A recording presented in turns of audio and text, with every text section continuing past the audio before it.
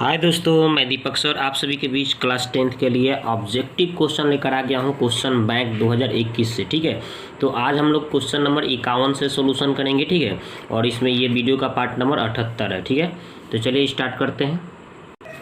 तो ये देखिए क्वेश्चन नंबर 51 क्या कहा गया है कि यदि द्विघात समीकरण ax² प्लस bx बराबर c हो तो बोल रहा है कि के मूल अल्फ़ा और बीटा हो तो अल्फ़ा प्लस बीटा का मान क्या होगा। ठीक है, तो चलिए इसको सोल्व करके आपको बताते हैं कि अल्फ़ा प्लस बीटा का मान क्या होगा। यहाँ पे देखिए ये समीकरण दिया गया है और यहाँ पे आपका अल्फ़ा बीटा इसके शून्यक बोल रहा है, मूल है, तो अल्फ़ा प्लस बीटा का मान क्या होगा। ठीक है, तो ये देखिए हमने क्वेश्चन को लिख दिया। यहाँ पे देखिए ax² प्लस bx, ये बराबर में c है तो इधर आएगा तो क्या हो जाएगा, माइनस में हो जाएगा, उधर क्या हो जाएगा, 0।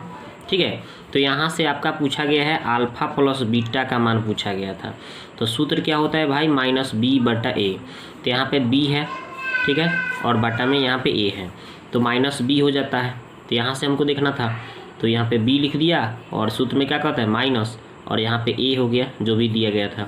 तो इसका आंसर क्या होगा दोस्तों, अल्फ़ा प्लस बीटा का मान माइनस b बाई ए। सूत्र आपको पहले से ही पता होगा ऑलरेडी। ठीक है, तो इसका यही आंसर हो जाएगा। तो कौन सा इसका उत्तर होगा दोस्तों, ऑप्शन नंबर ए हो जाएगा, माइनस बी बाई ए हो जाएगा। ठीक है, अल्फ़ा प्लस बीटा का मान पूछा गया था। ठीक है, अब देखिए नेक्स्ट क्वेश्चन क्या कहा गया है कि यदि समीकरण देखिए लिखा है 3x² माइनस 10x प्लस 3 बराबर 0 का एक मूल अल्फ़ा 1/3 हो तो दूसरा मूल क्या होगा। एक मूल यानी अल्फ़ा का मान यहाँ पे दे दिया और दूसरा मूल यानी बीटा का मान पूछा जा रहा है। ठीक है, और ये समीकरण दिया है। ठीक है, तो देखिए यहाँ पे हमने क्या किया, ये जो समीकरण दिया गया था हमने लिख दिया, और यहाँ पे क्या दिया था, अल्फ़ा का मान दिया था 1/1 एक मूल दिया था ना 1/3, और दूसरा मूल बीटा का मान पूछा जा रहा था। तो मैंने अल्फ़ा मान लिया इसको कि अल्फ़ा का मान कितना है 1/3 और बीटा का मान पूछा जा रहा है। तो एक फार्मूला आप जानते होंगे कि अल्फ़ा इंटू बीटा बराबर क्या होता है, c/a। अल्फ़ा इंटू बीटा, तो अल्फ़ा का मान कितना है भाई 1/3 भर दिया, बीटा ऐसे ही छोड़ दिया। सी का मान यहाँ पे ये देखिए c होता है और ये होता है आपका b और यहाँ पे जो होता है a होता है। तो यहाँ पे देखिए क्या बोला है c/a, तो c का मान हमने 3 रख दिया और a का मान कितना है भाई 3 है तो हमने 3 रख दिया। यहाँ पे देखिए 3 से 3 क्या हो गया, कट गया कि नहीं। अब ये देखिए इधर b का मान मेरे को निकालना है तो इधर 3 भाग में है तो उधर जाके क्या हो जाएगा, गुना में, यानी बीटा का मान यहाँ पे क्या निकल के सामने आ रहा है, आपका बीटा का मान निकल के आ रहा है सामने 3। ठीक है, तो ऑप्शन नंबर देखिए कौन सा दिख रहा है, इसमें कौन सा ऑप्शन दिख रहा है आपका आंसर, आपका ऑप्शन नंबर डी हो जाएगा। ठीक है, 3 होगा। पहला एक मूल आपका 1/3 है तो दूसरा मूल क्या हो जाएगा, 3 हो जाएगा। ठीक है, अगला सवाल देखिए, यदि द्विघात समीकरण इतना के मूल वास्तविक और समान हो तो के का मान पूछा जा रहा है। इसका मूल बोल रहा है कि वास्तविक और समान कब होता है, जब डी का मान 0 होता है। ठीक है, तो के का मान आराम से हम निकाल लेंगे। देखिए कैसे, तो देखिए इसमें क्या कहा गया था, ये हमने समीकरण जो दिया था लिख दिया और बोला था कि मूल वास्तविक और समान है, तो मूल वास्तविक और समान रहता है तो डी का मान 0 हो जाता है और सूत्र लगा दिया डी बराबर b² माइनस 4ac, विवेचक निकालने का सूत्र है। डी का मान 0 बोल दिया है भाई, और यहाँ पे देखिए बी का मान कहाँ से निकालेंगे, यहाँ पे देखिए बी एक्स में जो सटा होता है बी कहलाता है। ये हो जाएगा आपका बी और ये हो जाएगा आपका सी और ये हो जाएगा आपका ए। ठीक है, तो यहाँ पे देखिए क्या भरना है, बी का मान कितना हो जाएगा 6 के स्क्वायर है तो स्क्वायर 4, ए का मान कितना है भाई 9 लिखा है तो 9, सी का मान कितना लिखा है भाई 4 तो 4 लिख दीजिए यहाँ पे। चलिए आगे बढ़िएगा तो कितना हो जाएगा, 6 का स्क्वायर हो जाएगा 36 के स्क्वायर हो जाएगा। यहाँ पे 9 चौका 36, देख रहे हैं ना, यहाँ पे कितना था 9 था, यहाँ पे 4 था। ठीक है, तो यहाँ पे 9 चौका 36 हो जाएगा और 36 में फिर 9 से कर लीजिए, चाहे 9 चौका 36 में 4 से करिए, 36 में आप 4 से गुना करिए, कितना हो जाएगा 24, 12 और 2 14, 144 हो जाएगा, 144। ठीक है, अब यहाँ पे 0 है तो 0 हम इसको बराबर के इस साइड अगर लाते हैं तो ये देखिए प्लस में है तो इधर आएगा तो क्या हो जाएगा माइनस में। ठीक है, इधर क्या बचा, माइनस में बचा है। अब यहाँ पे माइनस में माइनस क्या हो गया प्लस, यहाँ पे k² = 144/36। अब इसको कितना बार में कट करिएगा, 4 बार में कट जाएगा। ठीक है, 36 चौका 144। अब एक स्क्वायर हटेगा तो क्या हो जाएगा, रूट चढ़ेगा। यहाँ पे देखिए k² का मान 4 दे रहा है ना, तो इधर से स्क्वायर हटेगा तो इस पर आके रूट चढ़ जाएगा। अब यहाँ पे k का वैल्यू कितना आ जाएगा, तो के का वैल्यू आ जाएगा ±2 आएगा। कितना होगा, जब रूट से बाहर निकलता है तो के का मान आपको पता चल जाएगा। यहाँ पे प्लस माइनस रहता है, यहाँ पे प्लस माइनस छिपा रहता है, रूट तर ±2 आया इस के का मान। ठीक है, तो इसमें देख रहे हैं आपका कौन सा उत्तर दिख रहा है, आपका +-2, यानी प्लस में 2 और माइनस में 2, यानी ऑप्शन नंबर सी इसका आंसर हो जाएगा। ठीक है, अब देखिए अगला सवाल कह रहा है कि द्विघात समीकरण इतना के मूलों का गुणनफल। मूलों का गुणनफल जब भी निकालना हो दोस्तों तो इसका सूत्र क्या होता है, अल्फा इंटू बीटा। क्या होता है, अल्फा इंटू बीटा को मूलों का गुणनफल बोलते हैं। तो क्या होता है, C/A होता है। क्या होता है, C/A। ठीक है, देखिए कैसे आपको हम बताते हैं। तो इसका हम लोग चलिए देखते हैं सॉल्यूशन कि इसका मूलों का गुणनफल क्या होगा। तो चलिए हमने सबसे पहले क्या किया, इस समीकरण को लिख दिया। लिखने के बाद हम क्या करेंगे, इस समीकरण को लिख दिया। अब लिखने के बाद हमने क्या किया कि यहाँ पे देखिए ये होता है A का मान, यहाँ पे होता है B का मान, यहाँ होता है C का मान। तो फॉर्मूला क्या कहता है, C/A। तो C का मान 1 भर देंगे और A का मान कितना है, 4।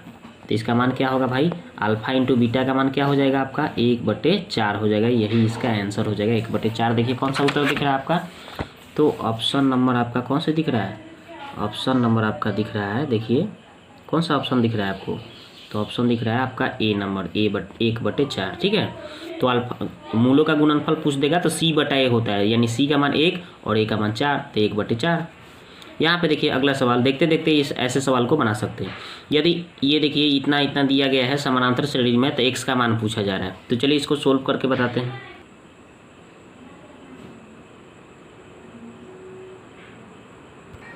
तो अब देखिए ये 55 नंबर क्वेश्चन हमने लिख दिया कि इतना इतना और इतना क्या है, एपी में है, समानांतर श्रेणी में है।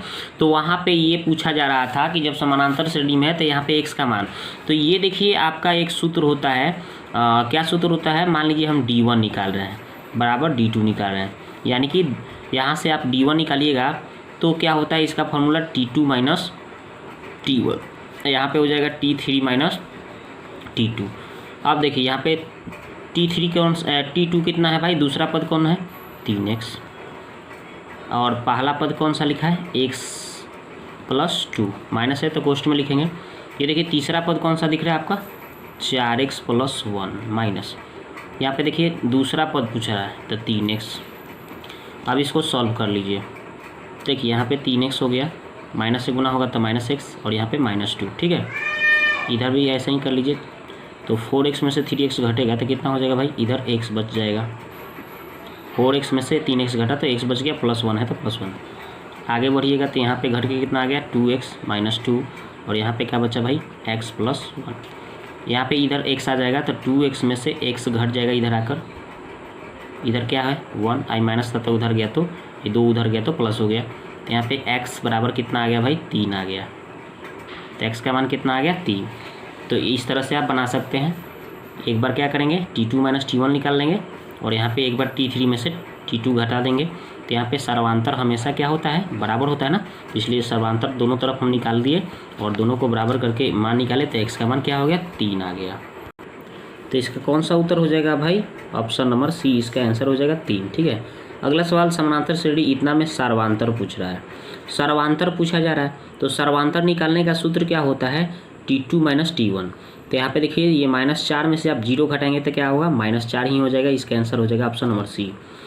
यानी सर्वांतर जब भी पूछे तो दूसरा पद में से पहला पद घटा लीजिए। तो -4 में से 0 घटाइएगा तो क्या आएगा, -4 ही आएगा।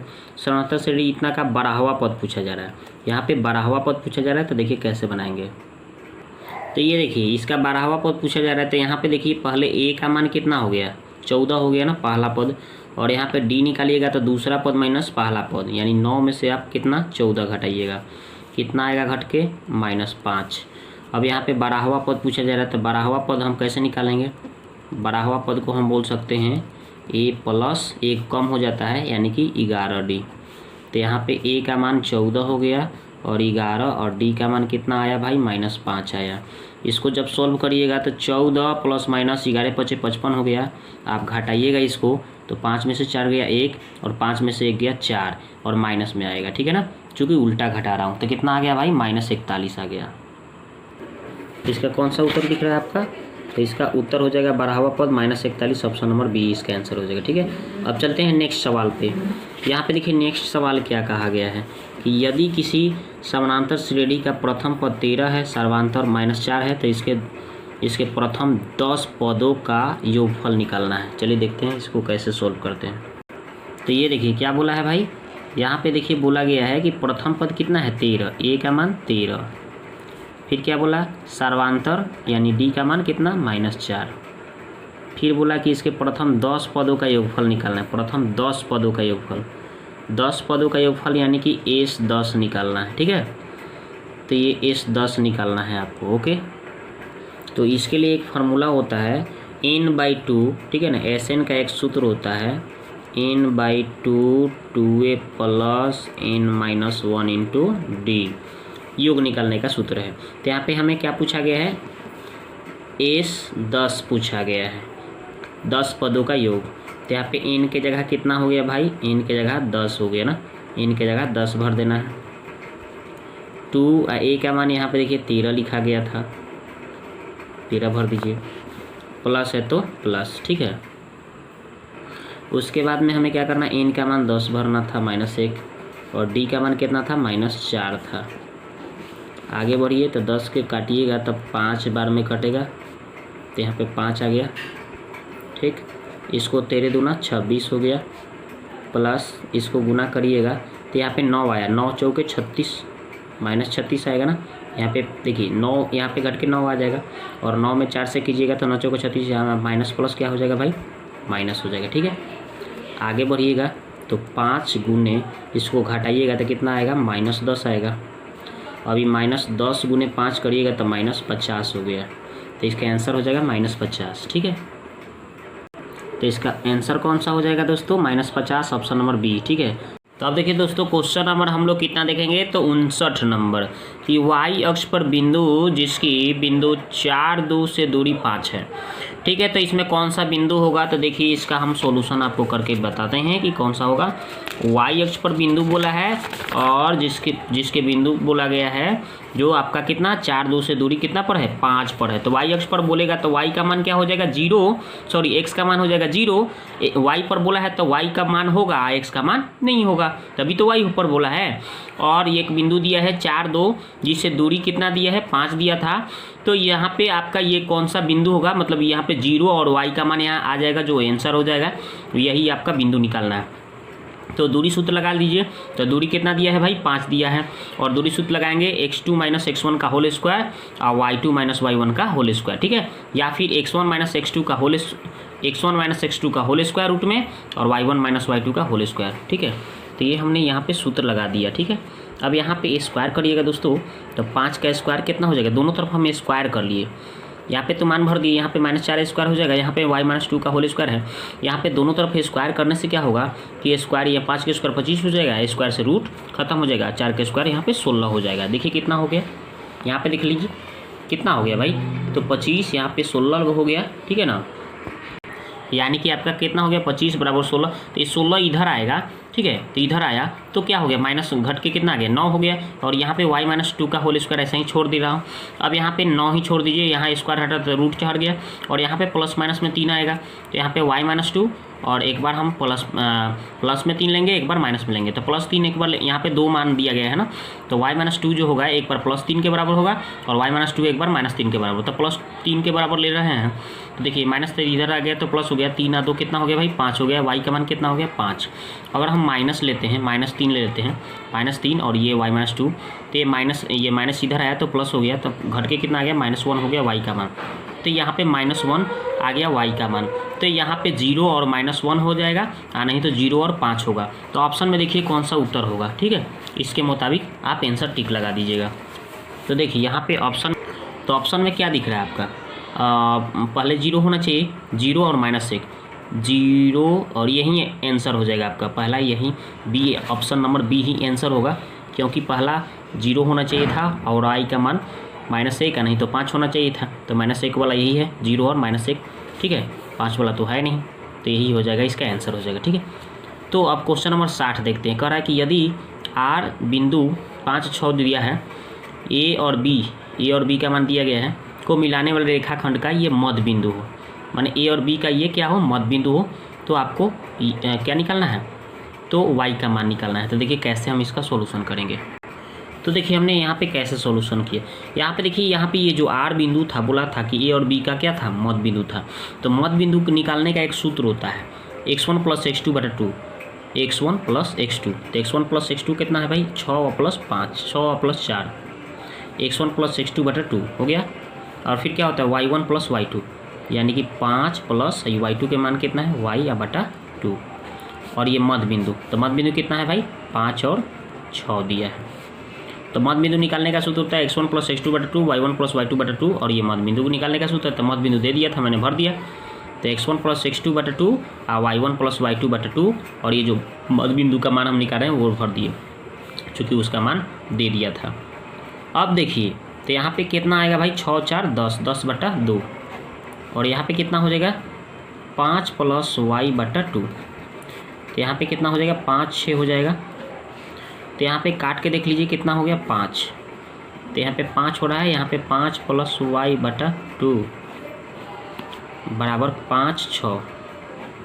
तो यहाँ पे देखिए ये 5 5 के बराबर हो रहा है, पहला के बराबर करते हैं, पहला मान पहले मान के बराबर, पहला पद पहले पद के बराबर और दूसरा पद दूसरे पद के बराबर करके हम आंसर निकाल सकते हैं तुलना करके। तो यहाँ पे 5 5 के बराबर हो गया, वो छोड़ दीजिए। यहाँ पे ये जो मान है दूसरा पद के बराबर कीजिए, यानी 5 + y बटा 2 बराबर 6। इसको तिर्यक गुना कीजिएगा तो 5 + y जो होगा ऐसे ही रह जाएगा, और ये 6 दूना कितना हो जाएगा 12। अब यहाँ से y का मान आप निकालेंगे तो कितना हो जाएगा, देखिए y बराबर ये 5 उधर चल जाएगा, 12 में से घट जाएगा जाकर, तो कितना हो जाएगा 7 हो जाएगा। तो y का मान कितना हो गया दोस्तों, 7 हो गया। ठीक है, तो y का मान 7, यानी ऑप्शन नंबर बी आंसर हो जाएगा। ठीक है, तो दोस्तों ये वीडियो आपको अच्छा लगा तो पहली बार चैनल पर आए हैं तो लाइक करिएगा, सब्सक्राइब कर लीजिएगा और अपने दोस्तों में शेयर करिए। इस तरह से वीडियो मैं आपके लिए लाता रहूँगा।